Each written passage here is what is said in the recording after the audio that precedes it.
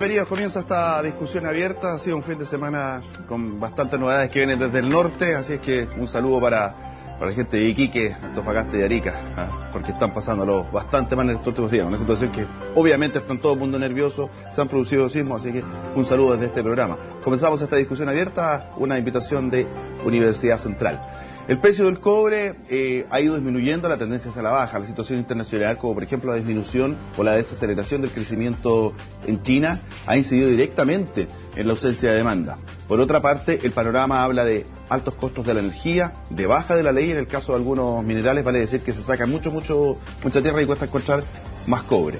Bueno, el análisis sobre el impacto del sueldo de Chile, que tiene el cobre, lo comenzamos a analizar de inmediato. Saludamos a don Alberto Salas, ingeniero civil en minas, empresario, profesor universitario, presidente de la Sociedad Nacional de Minería y de la Sociedad Interamericana de Minería. ¿Cómo está, Alberto? Bienvenido. Qué gusto tenerlo por acá. Muchas gracias. Buenos días, Pablo. Saludamos a Gustavo Díaz, economista del Instituto Libertad, especializado en economía aplicada e inteligencia competitiva. Hola, Pablo. Un agrado estar con ustedes acá. Buenos días. Y, por supuesto, a don Santiago González, ingeniero civil de Obras Civiles, director del Programa de Desarrollo Minero de la Universidad Central de Chile. ¿Cómo está, Pablo? Gusto saludarlo. De Minería. Así es. Muchas gracias por la invitación. A ver, hablando antes de la reunión de pauta, me decían algo súper importante. Me decían, mira, está bajando el precio del cobre, hay una tendencia a la baja, pero hay una tendencia al alza de los costos de producción. Entonces, se está viendo mermado, obviamente, y va a tener un impacto directo en la economía chilena, un impacto directo, por ejemplo, en el desarrollo de programas de gobierno. ¿Cómo es el panorama, Santiago? Bueno, la verdad es que el precio del cobre es un indicador importante para nuestra economía. De hecho, el presupuesto de la nación se construye, ¿no es cierto?, tomando en cuenta el precio del cobre y también el tipo de cambio, entre otras variables. Ahora, la situación actual que estamos viendo en este momento indica que ha habido una pequeña disminución en el precio del cobre a nivel internacional. Pero yo diría que esto está mucho lejos de ser una crisis, ¿no es cierto?, y de ser un problema profundo. Yo creo que esta situación se está produciendo por los vaivenes fundamentalmente que han ocurrido en la economía china, ¿no es cierto? Como sabemos, China ha ralentizado su crecimiento y siendo China el principal consumidor de cobre que existe en el mundo, eso ha tenido un impacto en el precio. Alberto, ¿tendencia a largo plazo? ¿Esto es una baja puntual? ¿Parte de lo que son los vaivenes, las movidas propias de la economía con sus bajas y sus caídas? Sí, la verdad es que nosotros, diría en primer término, hay que tener presente que nosotros ya teníamos y el mundo internalizado que este año iba a haber un superávit de cobre, iba a haber una oferta mayor que la demanda, y por lo tanto esperábamos precios más bajos. Pero yo diría que en el mediano a largo plazo lo que ocurre es que las necesidades que tiene el mundo de cobre para el crecimiento económico es lineal y directa. Y por lo tanto, nosotros, lo repetido, somos moderadamente optimistas en términos de que el mundo necesita cobre para desarrollarse. Y siendo China un actor tan relevante, y aun cuando las tasas de crecimiento hoy día son más bajas, la verdad que la base de comparación es mucho más alta. Solo un dato, entre el 2000 y 2012, la demanda de cobre en China subió 13,5% al año. Pasó de 1.800.000 toneladas como 6 millones. O sea, tenemos la ventaja del volumen. Pero hoy día, aun cuando la demanda sea la mitad, son más de 70.000 toneladas de cobre fino al año que las anteriores. O sea, en vez de 650, están 700.000 toneladas. Por lo tanto, igual es más necesidad de cobre. Ahora, uno de los puntos, que lo comenzábamos contigo, Gustavo, era justamente la incidencia de los altos costos de producción. ¿Por qué? Obviamente energía eléctrica. La energía eléctrica no solamente implica lo que estamos viendo, que es derretir el cobre, sino también significa el bombeo de agua. Estamos con una matriz energética que está sumamente feble, o sea, al primer frío le viene el tremendo resfrío. Entonces, los costos de producción, ¿cómo se van a poder trabajar? Para poder hacer más eficiente y que estas bajas afecten menos, cosa de que las utilidades varíen un poco, pero tengan un margen, una banda de precios, por último, una banda de utilidades. Sí, bueno, mira, efectivamente el tema de los costos es un tema tremendamente importante como para el futuro de la minería. Es tan importante que te voy a dar solo un ejemplo. Hace poco más de un año atrás teníamos una cartera de proyectos mineros del orden de 110.000 millones de dólares aproximadamente. Y hoy día, hasta hace un mes atrás, teníamos una baja en esos proyectos porque se están revisando, porque algunos se han paralizado por decisiones judiciales en algún caso, que es tremendamente fuerte. Es decir, tenemos un 40% hoy día de los proyectos que teníamos en ese año que están vigentes, que podrían entrar en funcionamiento en los próximos años. ¿Por qué? Por los costos. Y un tema de costo importante que tú lo mencionabas es el tema de la energía. Nosotros hoy día tenemos las tarifas eléctricas más caras de todos los países de la región, diría que más del doble que otras potencias mineras como puede ser Perú, que son vecinos nuestros, ¿ya?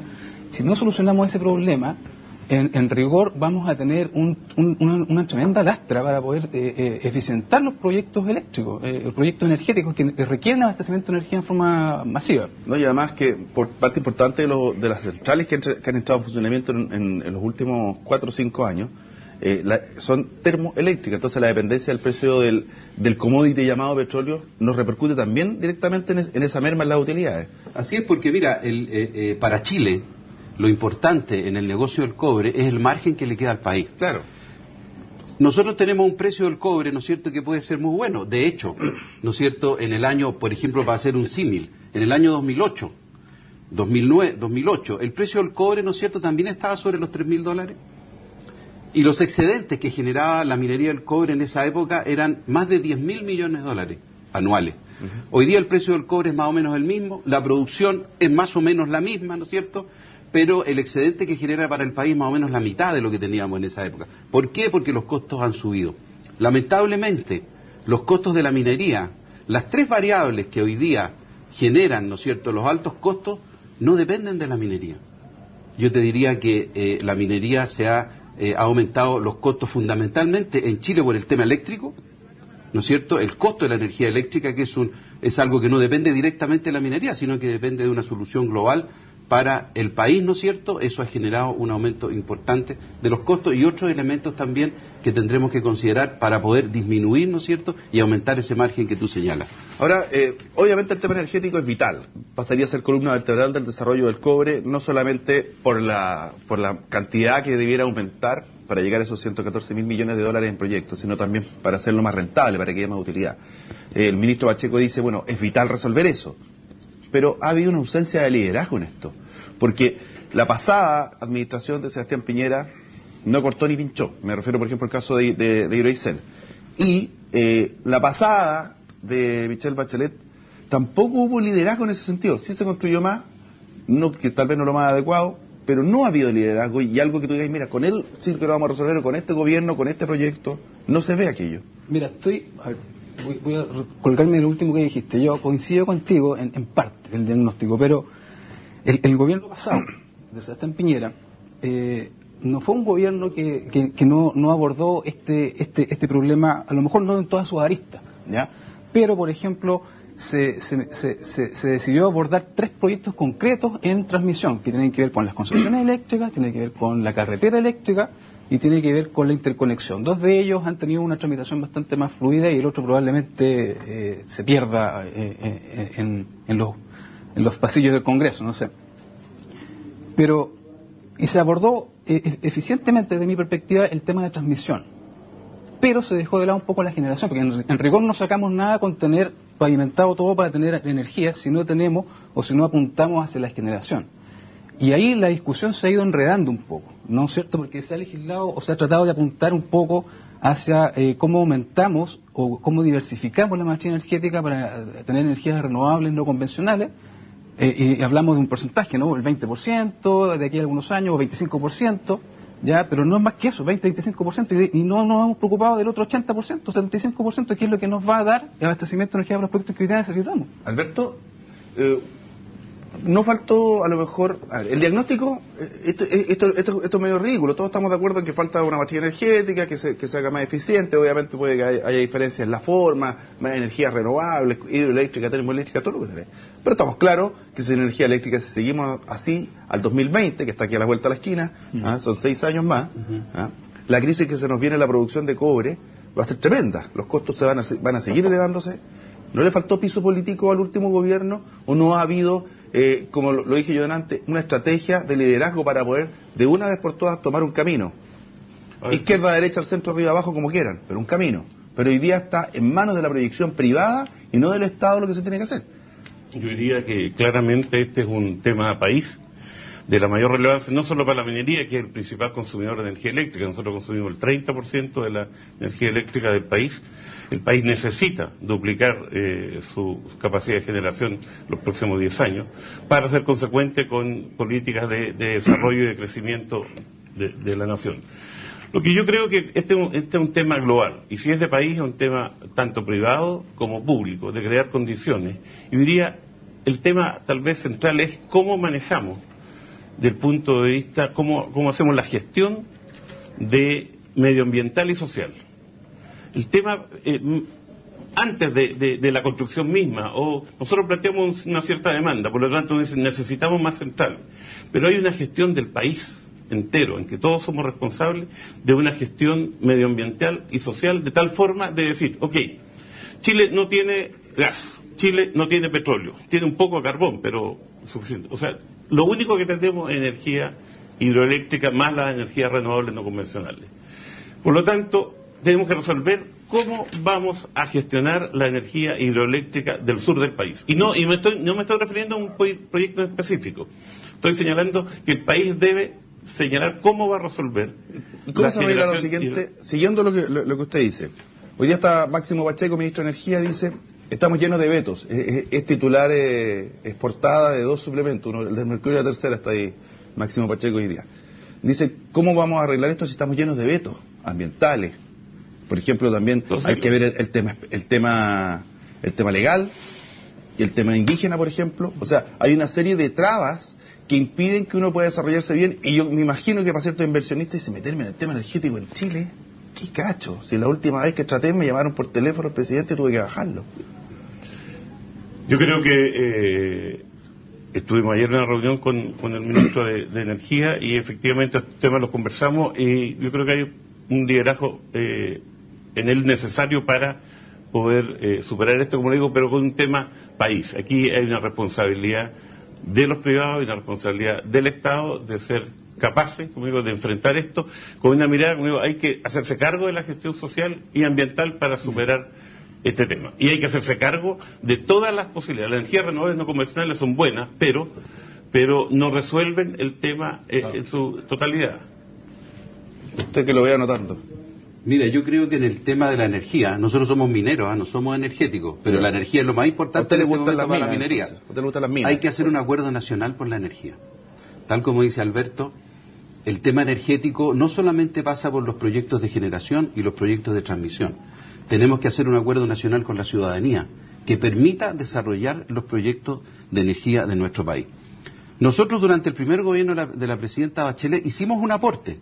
Frente a la contingencia, el gobierno promovió la construcción de 2 centrales, ¿no es cierto?, de gas natural que están hoy día, existen, una en Quintero, la otra Mejillones, una liderada por ENAP, la otra por Codelco, que han permitido, ¿no es cierto?, que el país disponga de gas natural, que hay que importarlo y traerlo en barco. Eso fue una decisión concreta, eso fue una parte, eso fue una inversión de 2.500 millones de dólares.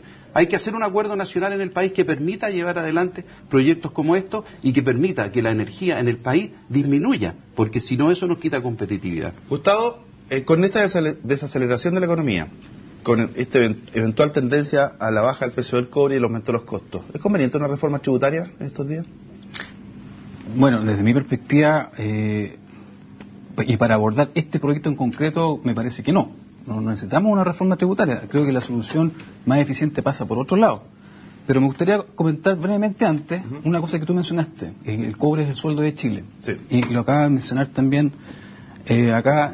por el aporte tributario, por las lucas directas de Codelco. En términos de que necesitamos un acuerdo con la ciudadanía para poder sacar adelante estos proyectos. Yo veo que hay una tremenda disociación hoy día entre lo que es la minería y lo que es la ciudadanía por otra parte. La ciudadanía no logra comprender la importancia que tiene el sector minero. Aun cuando están estas frases, ¿no? El sueldo de Chile, pero en definitiva no hay o no conversan, estos mundos no se logran encontrar.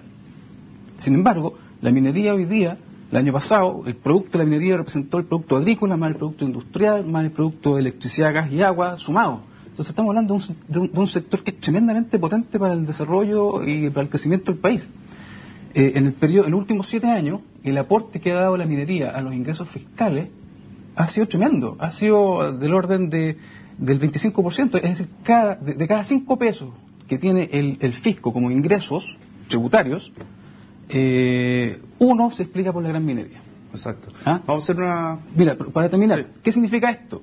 Significa que en los últimos 7 años se sumaron como 70.000 millones de dólares en ingresos producto de la gran minería. ¿Qué pudiese financiar eso? 40 hospitales al año del orden del Hospital de la Florida. Hospitales valorizados en 250 millones de dólares. Por ahí le vamos llegando a la ciudadanía, por ahí le vamos dando a entender de qué estamos hablando cuando hablamos de minería. Vamos a una pausa y ya estamos de vuelta. Pregunta para el que viene. ¿Por qué la minería privada es más eficiente que la estatal? No lo digo yo solamente, por ejemplo, lo dice Fernando Puente y es una de las dudas que uno siempre tiene. Ya volvemos a esta discusión abierta.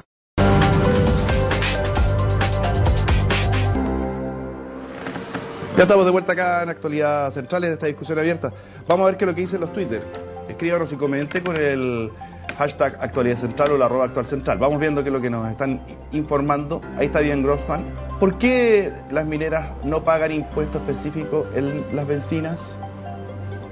¿Es así o no? ¿Es así? Sí. ¿Todas? ¿Privadas y estatales?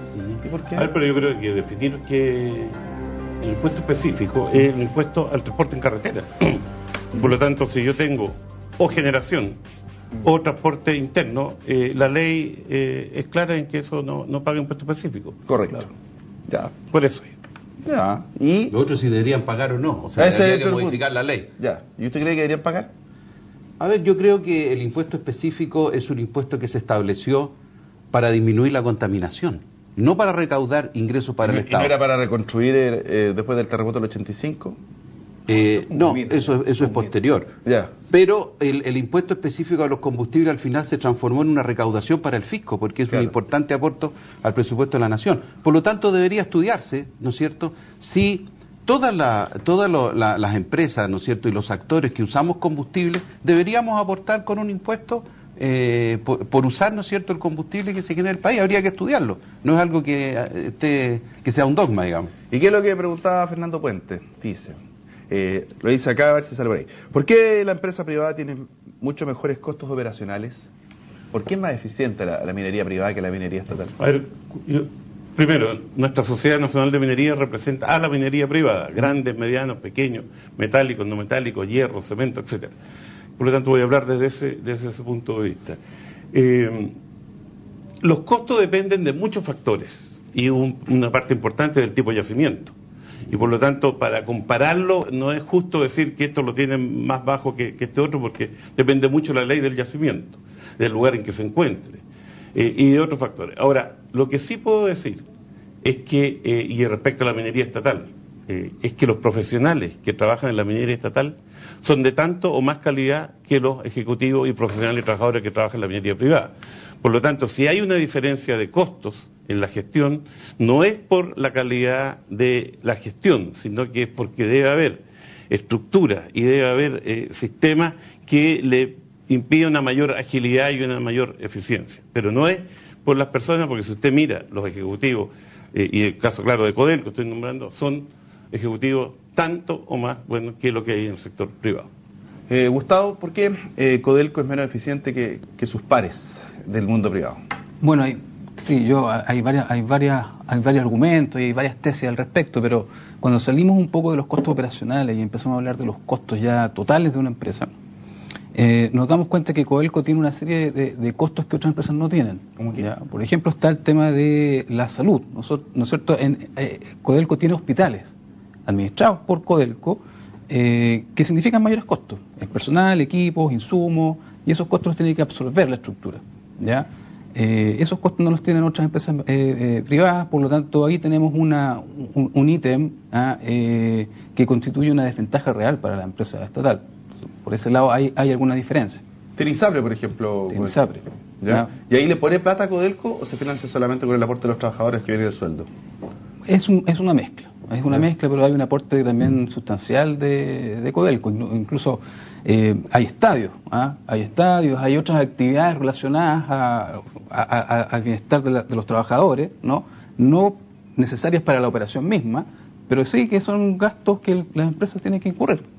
Usted que fue ministro de Minería, ¿le encantaría responder acerca de Pero esto? por supuesto, además que fui presidente de Codelco. Sí, además fue presidente de Codelco. No, bueno, la pero verdad es que Codelco, por ser una empresa del Estado, tiene trabas y problemas que no tienen las empresas del sector privado. y eso hace que los costos de Codelco en algunos aspectos sean superiores, especialmente en los últimos años. Primero, el acceso al financiamiento. Codelco tiene complicaciones y dificultades, ¿no es cierto?, para acceder al financiamiento de parte de su dueño, que no tienen las empresas del sector privado. Codelco existe una ley, ¿no es cierto?, a través de la cual el Estado le otorga, ¿no es cierto?, la posibilidad a Codelco de una capacidad de reinversión. Y esa reinversión para Codelco es baja. ¿En qué se traduce eso? Que Codelco no puede desarrollar su yacimiento de reposición a la velocidad que podría hacerlo si fuera una empresa privada. Y ahí está el caso de lo que dice Alberto. Las leyes de Codelco han ido bajando. Codelco hace 5 o 6 años tenía leyes promedio de 1,3, hoy día está en 0,85. Usted tiene que mover mucho más mineral para poder sacar el mismo cobre. Eso se trató de paliar, ¿no es cierto?, a través de la ley de gobierno corporativo, que se aprobó en el primer gobierno de la presidenta Bachelet, que ha estado en función en los últimos 4 años y que ha tratado de generar un acuerdo para que Codelco pueda refinanciar sus proyectos de reposición con un poco más de libertad. Lamentablemente eso no se ha conseguido, en el gobierno pasado no se consiguió, y nosotros esperamos que en este gobierno Codelco pueda acceder, ¿no es cierto?, a facilidades para financiamiento y recapitalización. Si yo lo veo desde la parte externa, uno podría decir, ¿sabes lo que pasa? Que los trabajadores de Codelco ganan mucho, ¿ah? Da lo mismo porque es el aporte que hace al país, pero tienen la ventaja de que ante cualquier petición, por Codelco tener un cariz político, por lo tanto, cualquier cosa que pase en Codelco es culpa del gobierno de turno, tienen la posibilidad de negociar mejor que en una empresa privada. ¿Estoy equivocado? Yo creo que no, porque si uno compara los beneficios que tienen los trabajadores de Codelco, son equivalentes a los que tienen las empresas privadas. Si uno compara los bonos que se dan en Codelco por negociaciones de 3-4 años, son equivalentes a los de las empresas privadas. Ahora, la nueva ley de gobierno corporativo ha sacado a la empresa de la contingencia política, ¿no es cierto? Ya el ministro de Minería, el ministro de Hacienda, no forman parte del directorio de Codelco. Imagen, porque para la gente dice, esta es la empresa del Estado la que tiene a los trabajadores protestando. Sí, puede ser en términos de imagen, pero si uno hace comparación de los costos laborales, a lo mejor no van a haber grandes diferencias. El tema, perdón Santiago, pero el tema es que puede que en los montos no haya diferencia, pero los montos tienen que decir relación con la productividad, y como la productividad es menor, la verdad es que ahí tienen un costo, la consecuencia es un costo más alto, porque igual es sueldo con distintas productividades. Pero yo creo que la razón de fondo es la velocidad de reposición de sus yacimientos. Cuando no hay financiamiento en la minería, es muy difícil, ¿no es cierto?, mantener las leyes, porque uno tiene que seguir explorando, tiene que seguir produciendo. Si Codelco no hace los yacimientos de reposición que tiene hoy día, la producción de Codelco va a empezar a bajar y la productividad va a seguir cayendo. Por eso que es muy importante que el gobierno, ¿no es cierto?, fije un criterio para poder capitalizar Codelco en forma regular en los próximos años. A mí me gustaría mencionar una cosa. En definitiva, los proyectos mineros son proyectos riesgosos. Son proyectos de largo plazo que necesitan cierta certidumbre jurídica para poder concretarse y caminar, ¿no? Nosotros en el Instituto Libertad hay una comisión minería que viene trabajando desde el año 2012 y hemos sacado una serie de informes y hemos pensado en algunas políticas que se pudiesen adoptar para abordar el problema del financiamiento que se mencionó acá. Ya entre ellos nosotros habíamos pensado en el seno de esta comisión, que incluía gente de distintas empresas privadas y organizaciones, una bolsa especial para empresas mineras, ¿ya?, que se hiciera cargo de la realidad de este grupo de empresas que necesitan cierto grado de certidumbre, asociado a un riesgo bastante importante y que no tienen una representación adecuada en la bolsa de valores hoy día, producto de esto mismo que estamos comentando, ¿no? Entonces, a nosotros se nos ocurre que sería una muy buena oportunidad que en este gobierno las autoridades tomaran este problema y lo sacaran adelante. O sea, se ha hablado ya de una bolsa de productos, ¿no es cierto? Tenemos una bolsa de productos agropecuarios que se está pensando extender a otros productos primarios, ¿no es cierto? Entre ellos la minería.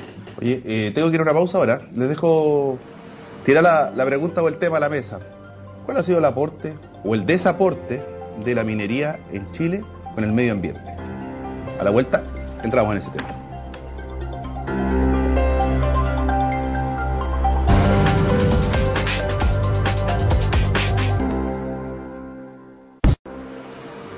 Ya estamos de vuelta acá en Actualidad Central, esta discusión abierta, desafío de la minería, el sueldo de Chile, tiene algunos impactos, su baja, pero ¿cuál ha sido el impacto, el aporte o el desaporte que ha hecho la minería con respecto al medio ambiente? Por ejemplo, el caso de Pascualama ha sido cuestionado hasta decir basta, ha habido polémicas, salidas de ejecutivo, o sea, no ha sido fácil la entrada de la minería respetando el medio ambiente. Saquémosle toda la burocracia legal, porque aquí yo todavía no entiendo la ley del medio ambiente, es un cacho, va para allá, va para acá, pero en concreto, daño al medio ambiente a veces innecesario, o generalmente innecesario, no sé cómo será eso, porque no puedes construir nada sin dañar el medio ambiente, pero con impactos que van más allá de lo que se debiera. ¿Cómo se ha trabajado eso? ¿Qué responsabilidad asumen los privados? Primero, yo diría que lo más relevante tal vez de poder entender la industria minera es que es una industria de largo plazo. En consecuencia, el desarrollo de la minería tiene que ser una minería sustentable, y con eso lo que estamos diciendo es que los ejes para poder medir la bondad del proyecto no solo es el retorno o la renta que captura el accionista, sino que genera externalidades y genera renta que deben capturar la comunidad y el respeto al medio ambiente. Si nosotros esos tres hechos los llevamos simultáneamente, estamos construyendo un equilibrio sustentable con el medio ambiente y con las comunidades. ¿Y por qué le digo esto? Porque si nosotros no somos capaces de establecer equilibrios estables, sanos y equilibrados con la comunidad, nos van a pasar la cuenta, más temprano que tarde. Y por lo tanto es de prioridad principal de la industria minera mirar el largo plazo.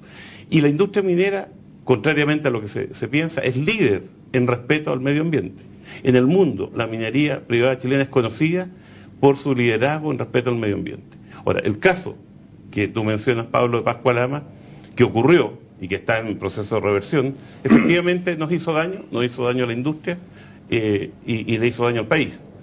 Pero tanto fue así que funcionó la institucionalidad, ¿no es cierto?, se aplicaron las sanciones que correspondía, la empresa respondió modificando toda su plan gerencial y estructural y hizo un plan de cumplimiento que lo está desarrollando, ¿no es cierto?, para poder resolver un tema que lo hicieron mal.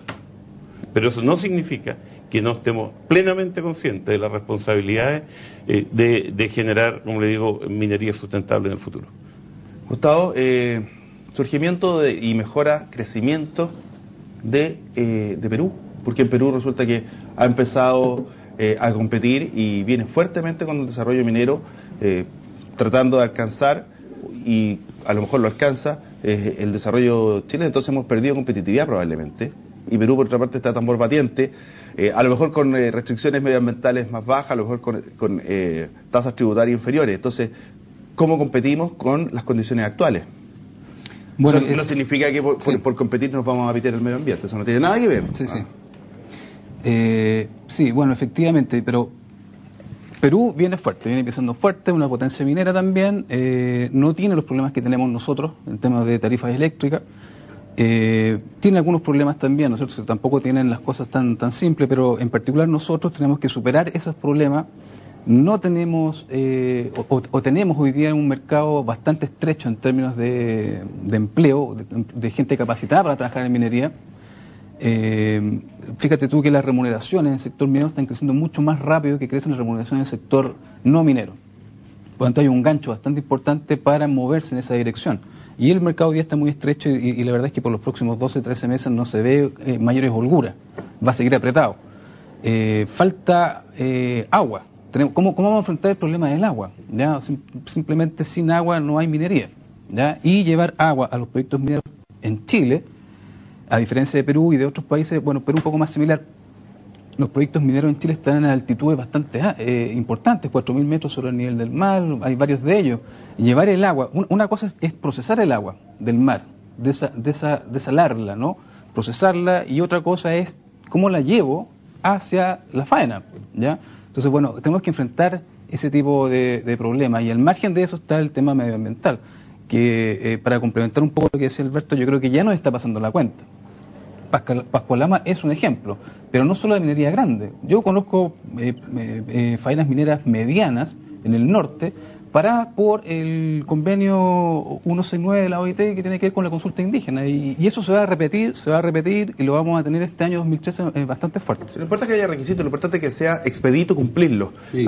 Dime una cosa, a ver, está surgiendo Perú, está surgiendo Ecuador, por ejemplo, al punto que Ecuador a usted lo contrató y a su facultad vaya a Vaya a hacer clases para capacitar a los profesionales. Exactamente, va a ser allá posgrado y cosas. Mira, entonces, ¿cómo nos mantenemos competitivos con esto? El tema Perú es un problema. Perú está creciendo en su producción de cobre, pero hay otro actor que no se menciona que está creciendo más que Perú y que el año pasado ocupa el segundo lugar en producción de cobre mundial, que es China. China hace 10 años no producía cobre. En estos 10 años China se ha posicionado como el segundo productor de cobre del mundo y lo hace aceleradamente porque también es el principal consumidor. Por lo tanto, no solamente tenemos que preocuparnos de lo que está pasando en Perú, ¿no es cierto? También tenemos que preocuparnos de lo que está pasando en China. Por lo tanto, el tema de la competitividad, del desarrollo de nuevos proyectos y de resolver los problemas estructurales de la minería son muy, muy importantes porque tenemos competidores. Están entrando otros países, tal como tú dices. Ecuador está en un plan de desarrollo de la gran minería importante. Colombia también está desarrollando su gran minería.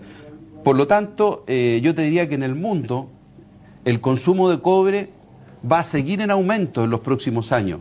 Por lo tanto, se necesita desarrollar y se necesita producir.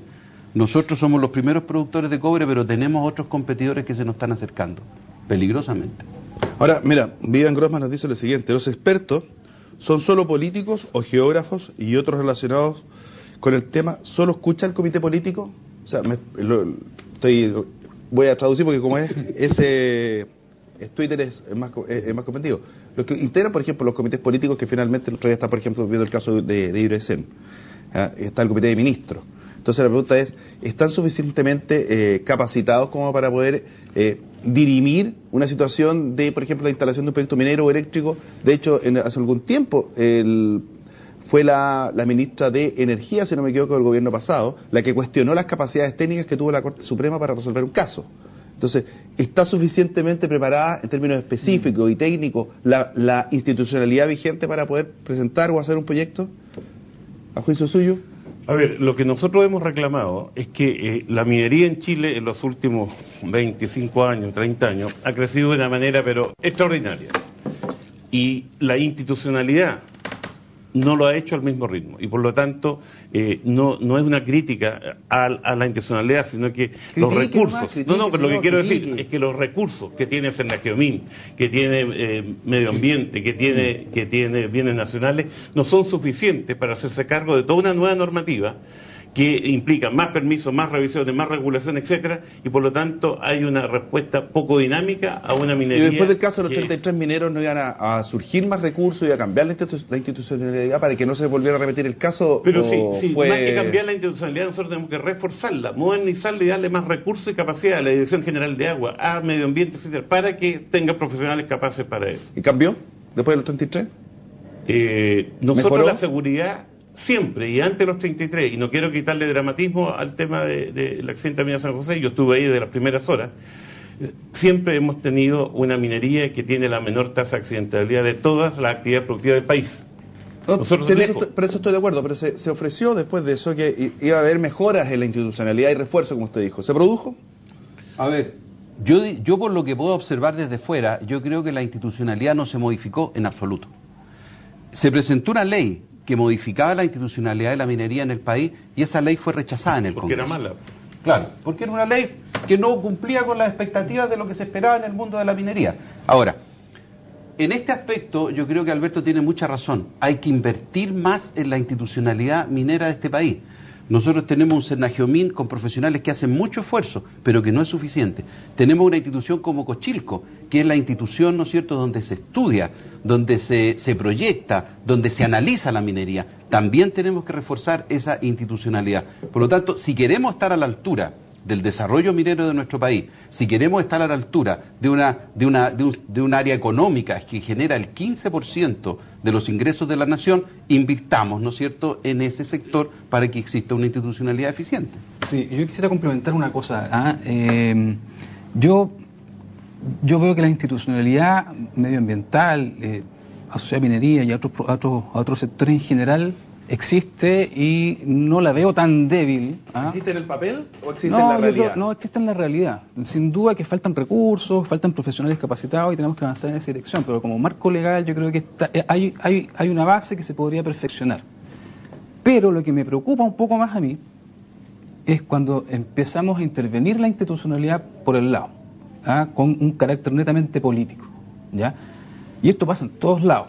Lo vimos en el gobierno anterior con el caso de Barrancones y lo vamos a volver a ver en este gobierno con varios proyectos, me imagino yo. Y lo que me parece a mí tremendamente peligroso. Si tenemos una institucionalidad que funciona, hay que cuidarla. Tenemos que ser responsables, tenemos que ser suficientemente visionarios para poder respetar la institucionalidad, cuidarla y mejorarla si es que tiene que mejorarla, pero no bypassarla, no desprestigiarla. Por ejemplo, si va a venir un político, ya por muy importante que sea, a tomar una decisión donde ya se tomó sobre la base de criterios técnicos, me parece peligroso. Y básicamente, ¿por qué? Porque significa acaso que el Estado o el gobierno toma mejores decisiones que los técnicos, que los privados. No, y peor aún, tiende a socializar las pérdidas. No son solamente un sector privado, sino que todos lo sufrimos todos los chilenos. Ahora, hay una situación que se ha producido en varias localidades en el norte, especialmente, ante la escasez de agua. Lo señala Luis Jiménez, que dice: en zona de escasez hídrica, como es el norte, una condición mínima es prohibir a las mineras extraer agua dulce. ¿Por qué se ha producido eso de que más arriba me chupan la napa y abajo hay pequeños agricultores y gente que está sobreviviendo con gotitas de agua? Pero yo diría que lo principal y primordial aquí es informarse y entender el problema de recursos hídricos en su contexto general. Se planteó este tema, tal como lo están diciendo ahora, hace varios años atrás. Se hicieron los estudios de la DGA, y de la primera a la sexta región la minería ocupa solo el 5% del total de las aguas que se consumen, el 5%, y lo hace eficientemente, tan eficientemente que entre el 2000 y el 2012 el consumo de agua en las plantas de flotación disminuyó en un 43% y el consumo de agua en lixiviación 67%. No, yo estoy de acuerdo contigo lo que tú dices, pero anda a los casos específicos. Lo que estoy diciendo es que la minería usa poca agua y lo usa eficientemente. Ahora, el problema es que la usa en zonas donde es muy escasa. Claro. Y lo que hay que hacer es tener políticas públicas capaces de incentivar el uso eficiente. Si el 85% del agua lo ocupa la agricultura y solo el 5% la minería, está claro dónde debemos poner el foco de la eficiencia del uso de este recurso hídrico. Hay que poner políticas con incentivos a eso. Nosotros, si el agua nos está llegando al mar, quiere decir que la estamos perdiendo. Efectivamente, nosotros somos capaces y hemos estado haciendo proyectos con agua salada. El agua salada tiene la desventaja que ayuda a la pérdida de competitividad porque vale 4 veces o 5 veces más cara que la otra. Pero estamos abiertos a toda la discusión. En la CPC tenemos una mesa de trabajo con la SNA y la industria respecto al consumo de agua. Pero ojo que no es, en la minería es donde la usa más eficientemente y además, Pablo, a niveles de clase mundial. Son los mismos consumos que se pueden tener en Australia, en Canadá o en Europa. Ahora, el punto es, ¿cómo hacemos para ayudar a esa gente? ¿Cuál es la responsabilidad directa que asume la minería?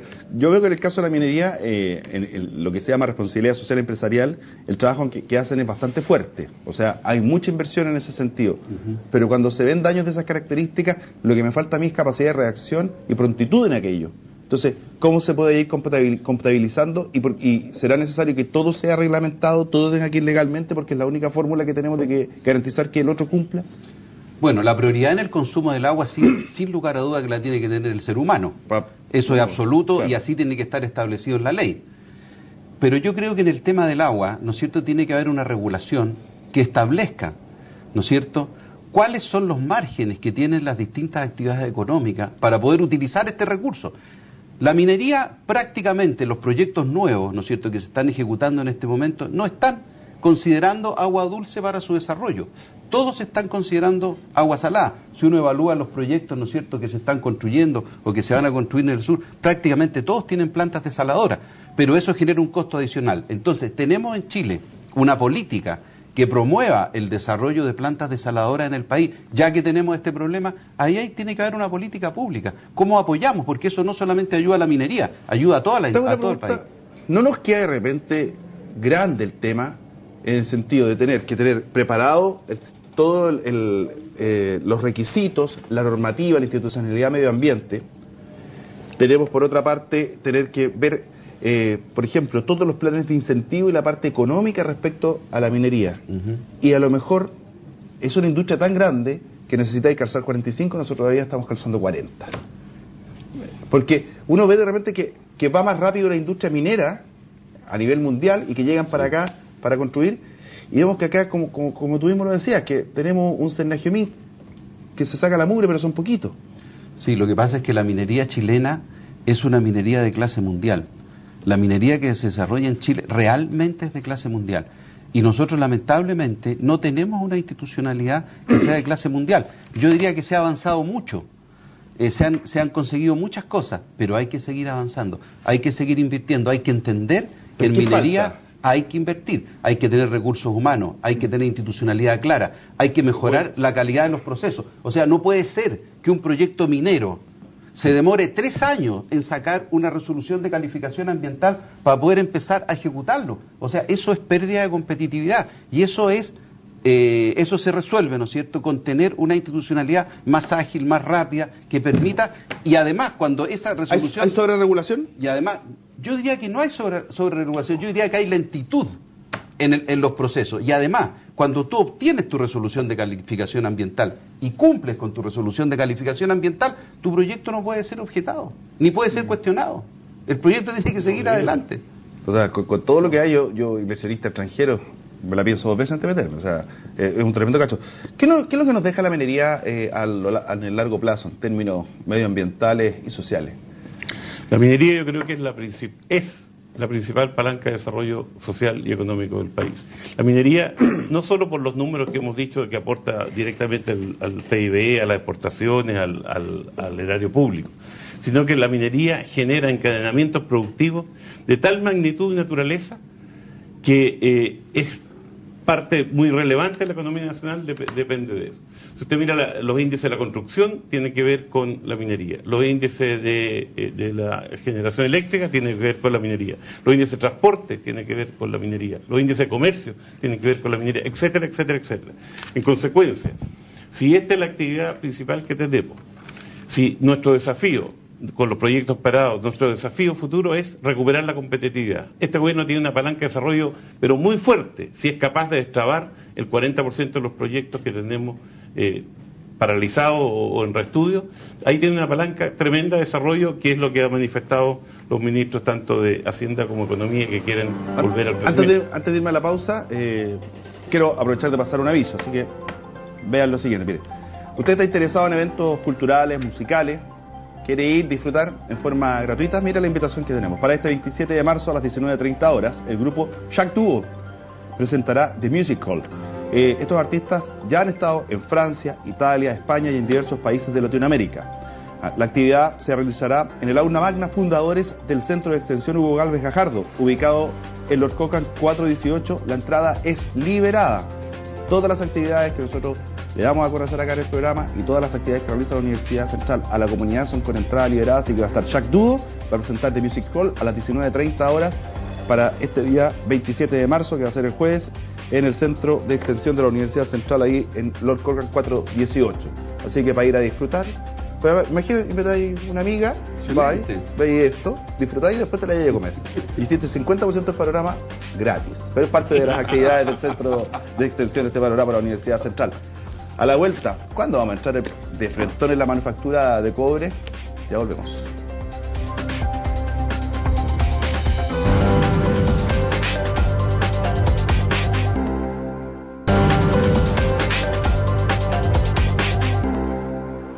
De vuelta en esta discusión abierta, minería, comenzamos con el impacto del sueldo en el sueldo de Chile para posteriormente ir hablando de desarrollo minero.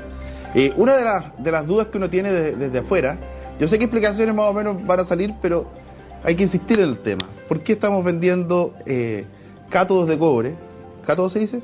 Sí, está bien. Cátodos de cobre, no cobre refinado y poquito o nada de cobre manufacturado. A ver, no solo vendemos cátodo de cobre, que es cobre refinado, en lenguaje minero es cobre refinado, sino que exportamos mucho cobre además como concentrado de cobre. Ese concentrado de cobre, sí. Que solo tienen un 30% de cobre y un 70% de material sin valor económico. El punto es cómo la industria, o dónde nosotros generamos más valor, dónde creamos más valor, más que el tema que siempre se usa del valor agregado. Exacto. En la cadena productiva de la minería, donde se produce el mayor impacto de creación de valor, de creación de riqueza, es en el hallazgo del yacimiento. Donde en una superficie en que yo no tengo nada, si soy capaz, pues, si no tengo nada, no vale nada. Si soy capaz de encontrar un yacimiento, yo ahí creé valor, tengo un yacimiento. Si soy capaz de hacer un proyecto que permita extraer eso con valor económico y ponerlo fuera de la mina, ahí yo hice el 80% del valor del negocio. Los procesos posteriores de concentración van teniendo alto costo y poco valor agregado. Pero si para otros países es rentable, me explico, fabricar la cañería, este ejemplo yo creo que no es tan rentable, para otros países no es tan rentable. Claro, se los deben dar escasos seminarios. ¿Por qué no fabricamos cañerías y las mandamos hechas? ¿Por qué nos estamos quedando en las pailas los gitanos? El punto es que si nosotros exportáramos, a ver, se lo veo de otra manera. En Chile es libre instalar fundiciones, refinerías, alambrón, lo que quiera. Si fuera buen negocio, todas las compañías mineras harían fundiciones, fábrica de alambrón, tubería, televisores, computadores, harían toda la cadena en que le va creando dolor. Y si no se hace, es porque se genera mayor valor. Chile recupera más riqueza cuando exporta un concentrado que hoy un país tercero se lo funde y refina a unos precios muchísimo más bajos que el costo que tenemos nosotros acá. Bueno, si fuera buen negocio, todos lo estarían haciendo. Entonces, yo creo que el concepto central es donde yo creo más valor y no donde yo agrego más valor. Yo tengo una anécdota personal que siempre la cuento para explicar esto bien, que mi ex señora quiere vender su auto, me dice voy a vender el auto, y después llega molesta a la casa y dice, mire, me dan 4 millones por el auto. Y como que se imagine, ¿por qué? Pues que la radio está mala, el tapiz no sé qué, y un raspón. Así que va, lo arregla, los cacha y llega feliz, me mandan la factura a mí, llega feliz y dice, lo vendí en 4 millones y medio, y la factura costó 1.200.000. Entonces efectivamente le agregó más valor, ¿no es cierto? Pero no creó riqueza, pero ese es el punto. O sea, ¿por eso se convirtió en ex señora? Ya. Vamos, como siempre les regalamos 30 segundos, parto contigo, Gustavo. Mira, ahí tienes la cámara 6, toda tuya, tienes ahí 20 segundos para decir lo que tú quieras. Vale, gracias. Mira, solo para redondear un poco, la tremenda importancia que tiene el sector minero, ya lo hemos discutido acá. Y como señal de mediano plazo, he escuchado por parte de las nuevas autoridades algunas iniciativas que apuntan, por ejemplo, en concreto, a eliminar el decreto de ley 600, ¿ya? Que está pensado básicamente en los grandes proyectos. Y en concreto, con la última reforma del 2005, proyectos mineros, ¿no? Proyectos mayores a 50 millones de dólares van a tener una serie de invariabilidad y otros beneficios que se extienden por un periodo de 15 años. Se ha dicho que está obsoleto, se ha dicho que es un invento chileno, que no existe en ninguna otra parte del mundo. Más allá de esas consideraciones, es un instrumento que funciona, que funcionó con mucho mayor fuerza en los años anteriores, y por lo tanto yo creo que hoy día es el momento de darle una revitalización a ese instrumento más que eliminarlo. Yo creo que es un instrumento que ha funcionado, que es una tremenda herramienta de desarrollo para el sector minero, porque va a canalizar muchas inversiones, cosa que no podemos desprestigiar o desperdiciar en estos años que el cobre está bajando, ¿no es cierto? Que eventualmente se estaría acabando el superciclo, cosa que es muy cuestionable también, pero es una herramienta que hay que revisar. Alberto Salas, cámara, ¿cuál es la 5? Toda tuya. Bien, solo recalcar que nosotros somos un país minero, que no solo somos los primeros productores de cobre, litio, yodo, etcétera, y otras pastas en el mundo, sino que además tenemos las mayores reservas de cobre conocidas en el mundo, están acá en Chile. En consecuencia, nuestro desafío máximo como país es ser capaces de recuperar la competitividad de la minería y asegurar que esta industria sea el pilar de desarrollo futuro de Chile. Don Santiago González, cámara 6, toda suya. Bueno, decir solamente que algo en que todos estamos de acuerdo, que la minería va a seguir siendo por muchos años el pilar del desarrollo de Chile. Y este gobierno tiene una gran oportunidad para potenciar ese desarrollo. Y yo quiero referirme solamente a 3 aspectos que yo creo que hay que fortalecer, porque eso va a permitir avanzar en minería. Codelco, financiamiento de Codelco, apoyar a Codelco, los proyectos, ¿no es cierto?, de reposición de Codelco.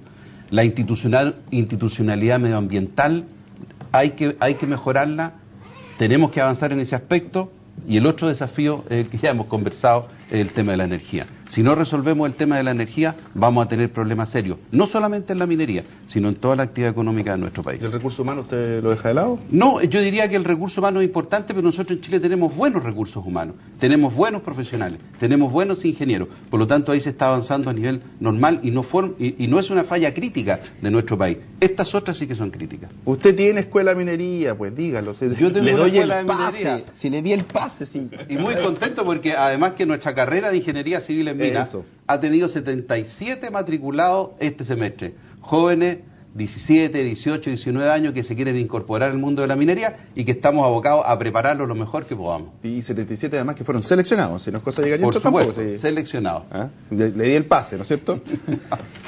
Oiga, le hice una invitación de antes, se la repito, para este día jueves a las 19:30 horas de Music Hall, que lo va a interpretar el dúo, Chuck Duo, presenta The Music Hall. Han estado en Italia, España, en un montón de países de Europa. Van a estar este jueves a las 19:30 horas en la Universidad Central, ahí en Lord Cochrane 418, en el Aula Magna Fundadores, para que usted vaya a las 19:30 horas. Es totalmente gratuito y va a poder disfrutar de The Music Hall, que lo interpreta Chuck Duo. Así que no se lo pierda, vaya tranquilito nomás. Chao, chao. Universidad Central. Independencia, pluralismo, compromiso. Presentó Actualidad Central. Discusión abierta.